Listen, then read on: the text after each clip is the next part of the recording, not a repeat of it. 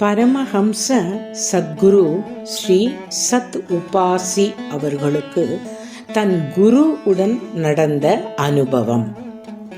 நான் ஒரு காலத்தில் எதையும் அறியாத மிக எளிய மனிதனாக இருந்தேன். ஒரு கிராமத்து மனிதனைப் போல என் குரு ஹனுமன் தட்ஜாவும் தினக்கூலி தொழிலாளியாக இருந்த ஒரு எளிய கிராம மனிதரே.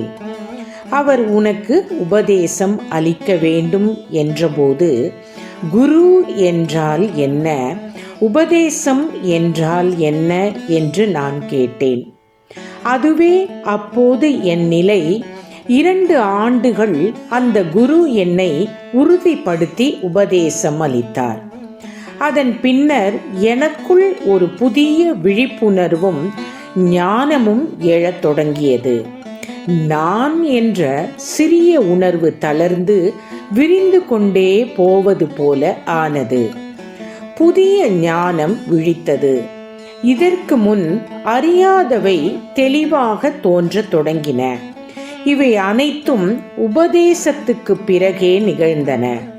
அந்த ஞானம் எங்கிருந்து வந்தது? பல ஆண்டுகளுக்கு பிறகு இத்தனை மாற்றத்தை ஏற்படுத்திய அந்த உபதேசம் என்ன? தலையில் ஒரு கை வைத்து அனைத்தையும் தலைகீழாக மாற்றியது போல் இருந்தது.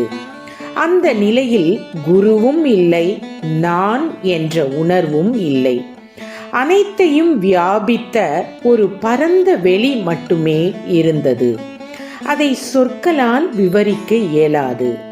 பின்னர் நான் புத்தகங்களை படித்தபோது அதே உண்மைகள் அங்கேயும் சொல்லப்பட்டிருந்ததை கண்டேன். நான் அனுபவித்த அனைத்தும் வேதங்களிலும் உபனிஷத்துக்களிலும் பேசப்பட்டிருந்தன.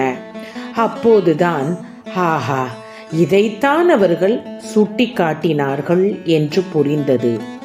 ஒருவர் சாஸ்திரங்களை படிக்கும்போது மனம் திறக்க தொடங்கும். அதே ஞானமும் அதே உயிருள்ள அனுபவமும் வேதங்களிலும் பகவத்கீதையிலும் உள்ளது.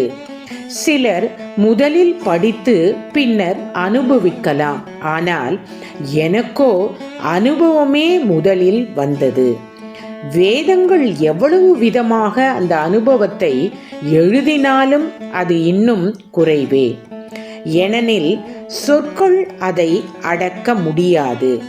ஒருவர் அந்த உள் பரிபக்குவத்தை அடைந்தவுடன் குரு தன் கையை வைத்த அந்த கணமே உள்ளே விளக்கு ஏற்றப்படுகிறது. இதயம் பழுத்திருக்க வேண்டும்.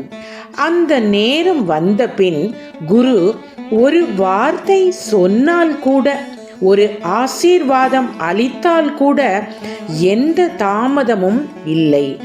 அருள் உடனே செயல்படுகிறது என்று சொல்லி முடித்துக் கொள்கிறேன். நன்றி. குரு கடாட்சம் பரிபூரணம்.